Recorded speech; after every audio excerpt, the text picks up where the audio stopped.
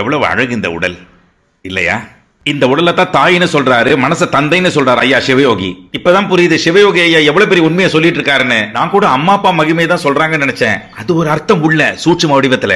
ஆனால் இந்த உடல் தான் தாய், இந்த கை தான் நமக்கு சாப்பாடு ஊட்டி விடுது. இன்னைக்கு அப்ப அம்மா ஊட்டினா, இப்ப யாரு ஊட்டுறது? இந்த தாய் தானே ஊட்டி விடுது. மனசுதான் பேசுது. மனம் ஒரு தந்தை, அது உதிர்ப்பதே மந்திர சொல். தந்தை சொல்மிக்க மந்திரமில்லை. இந்த உடலைத்தான் ஔவையார் தாயின்னு சொல்றாங்க, மனதை தந்தைன்னு சொல்றாங்க. தாயில் சிறந்ததொரு கோவிலும் இல்லை, தந்தை சொல்மிக்க மந்திரமில்லைன்னு புரிய வைத்தார் சிவயோகி ஐயா. இந்த தந்தையும் தாயையும் சந்தோஷமா வச்சுக்கணுமா வேணாமா? உடலையும் சந்தோஷமா வச்சுக்கல, மனசையும் சந்தோஷமா வச்சுக்கல.